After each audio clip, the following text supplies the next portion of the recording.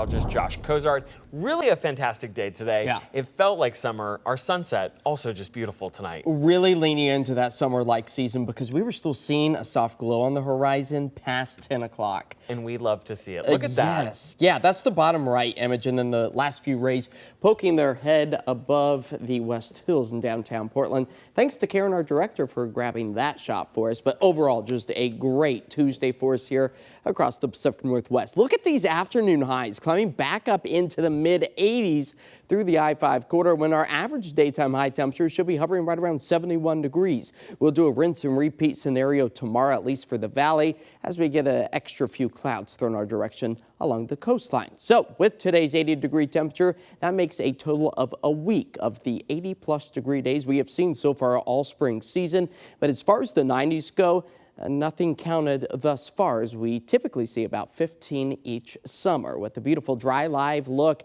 out over the night sky of Portland, temperatures, though, even past 11 o'clock, still hovering right around 70 degrees, and we only expect to fall back into the low 60s as we approach the sunrise hour. Some of us already tapering things back into the upper 60s, and that does include Portland, but a few 70s as well, and 50s, mid to upper out along the coastlines. Our skies are quickly clearing things out as we dive our way into the middle of the week, adding to the number of rain-free days. Right now, a total of 5, where we last picked up 1/100th of an inch back on May 22nd, as May's rain deficit grows to more than 3/10 of an inch. The good news is we're going to pick up on another scattered shower potential. By the time we move our way into Thursday, that will also help to cool our temperatures. So a lot of turbulent atmospheric conditions happening. A ridge of high pressure drying us out and warming us up tomorrow. But it's this little short wave, a little kink in the jet stream, that's going to clip much of the Pacific Northwest, increasing that rain potential, dropping those temperatures as we work our way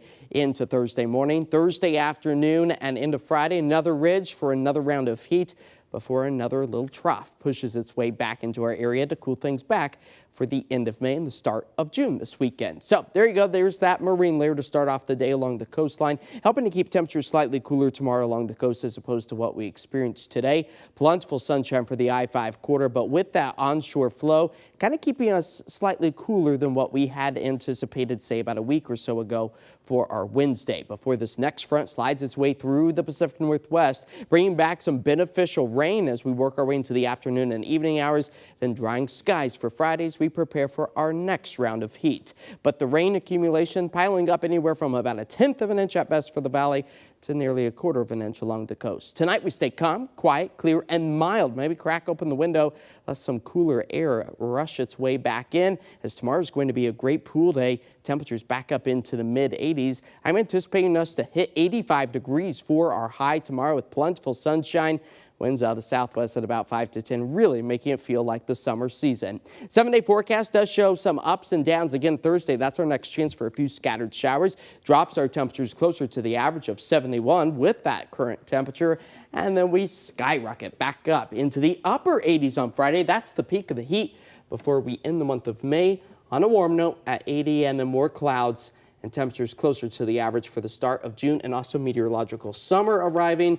You got to remember, over the weekend, that was the unofficial start to summer. So this forecast is kind of matching what we anticipate. A warm note indeed. And I've already started to see some people with sunburns, so you have to remember to put on that sunscreen. Sunscreen's a must. Especially with those high temperatures. Josh, Yeah. thank you. All right, let's check in with Adam over there in the sports world. Adam.